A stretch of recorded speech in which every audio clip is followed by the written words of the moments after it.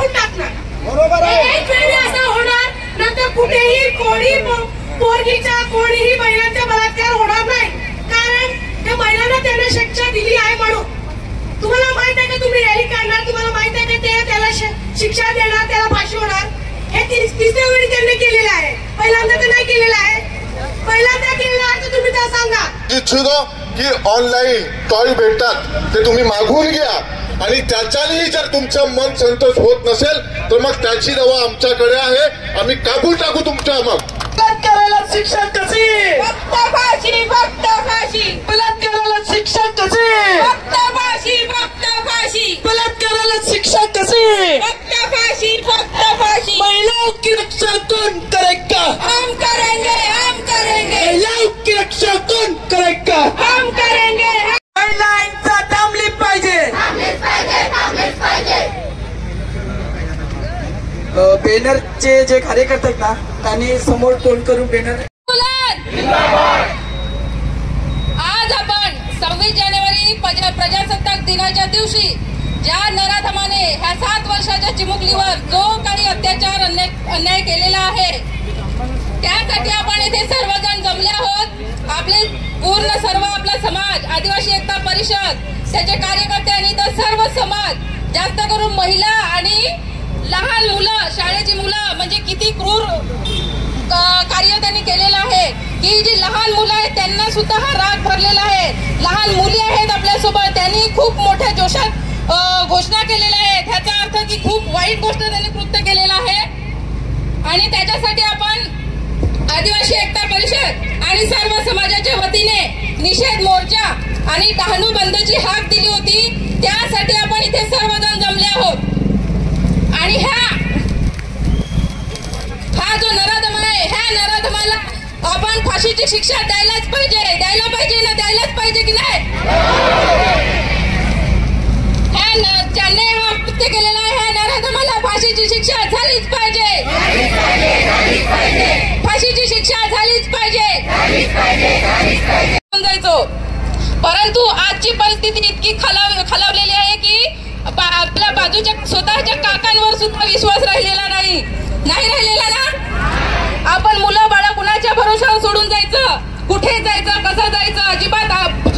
अगदी सक्का नातेवाईक सुद्धा परका झालेला आहे. आणि त्याच्या ज्या हिंसा करण्याची जी इच्छा आहे, जे मानवाचं हे आहे, जे वरिष्ठांचे जे पूर्वी सांगितलं जायचं की वरिष्ठांनी आपल्या नातवंडांना त्यांच्या भरोशावर सोडून गेले, कुणालाच कसली काळजी नव्हती वाटायची. परंतु आता स्वतःच्या काकांसोबत जरी मुलीला पाठवलं तर एक भीती निर्माण असते. संध्याकाळपर्यंत घरी जाईपर्यंत आपल्याला वेगळ्या मनामध्ये वेदना घडतात की आज माझी मुलगी कशी असेल, कुठे असेल आणि तिच्याबरोबर काय घडलं तर नाही असेल ना. ह्या अशा कृत्यामध्ये खूपच वाईट वाटलेलं आहे. लहान 7 वर्षाची मुलगी, साहजिकच पहिली दुसरीची मुलगी आहे ती, हिच्यासोबत असे कृत्य करताना त्या नराधमाला जराही लाज वाटली नाही. खूप वाईट गोष्ट आहे. अशासाठी आपण येथे जमलेलो आहोत आणि आजच्या दिवशीचा आपला निषेध, ह्या कृत्याला जाहीर निषेध.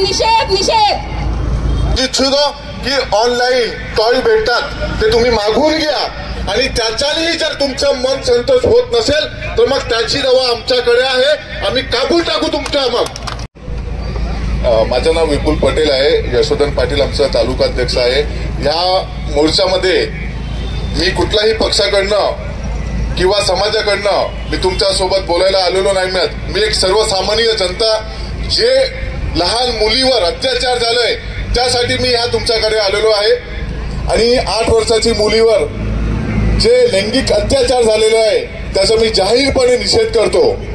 आणि ज्या अत्याचार करणारे जे लोक आहे, मग आपला महाराष्ट्रामध्ये असेल, देशामध्ये असेल, त्यांना मी सांगू इच्छितो, जर तुमची बुद्धी विकृत असेल, तुम्हाला एवढी खाज असेल, तुम्हाला एवढा माज असेल, तर मी तुम्हाला सांगू आज ही घटना ऐकून आज खरोखर हातावर काटा येते की छोटीशी लहान चिमुकली त्यांनी काय चुकी केलेली आहे. आज तुम्हाला माहिती आहे, मुली शिकली, प्रगती झाली. आणि प्रगती काय, आपण हे न्याय मागण्यासाठी आज लोकांकडे भीक मागत आहे.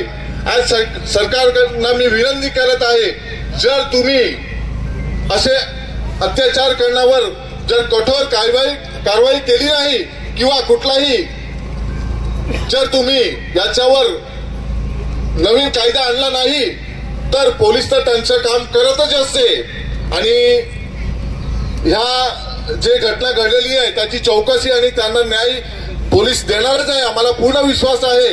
पण आज मी जगाला एक सांगू इच्छितो, जर यापुढे अशी घटना कोणीही केली तर आम्ही असं न्याय मागणार नाही. आम्ही त्याच्यावर आम्हाला तुम्ही सोडून द्या, आमच्या समोर द्या, आम्हाला माहिती आहे त्याला कसं उत्तर द्यायचं आहे ते.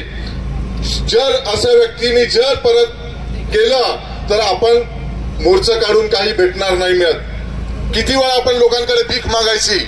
आज सगळ्यांनी सहकार्य केलं, सगळे लोक जोडले येतात, सगळे लोक रडत आहे, असं झालं तसं झालं.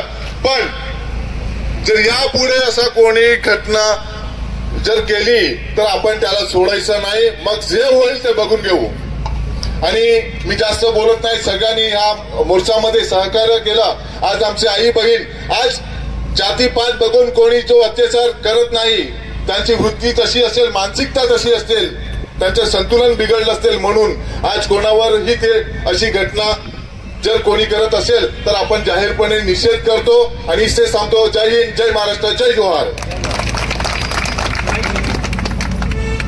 नव्हता का हात तो भडवा आहे, तो देवा जेलमध्ये आतमध्ये टाकला. त्याच्यानंतर मी चौकशी केली, हा आहे का तू, त्याला बाहेर द्या, मी बघते काय करायचं, काय गुन्हा असेल तो माझ्यावर नोंदवून घ्या. पण आम्ही अशा भडवाला सोडणार नाही. यापुढे जर अशी घटना घडली आम्ही अशा भडवाला पोलिसांच्या ताब्यात देणार नाही. तिथे त्याच्या लाट कापून टाकू अशी आम्ही इथून घोषणा देणार आहेत. अशा भडवाचं करायचं काय? महिला हिंसा, महिला हिंसा, महिला हिंसा, बलात्कारीला शिक्षा कशी, बलात्कारीला शिक्षा कशी, जिंदाबाद. धन्यवाद.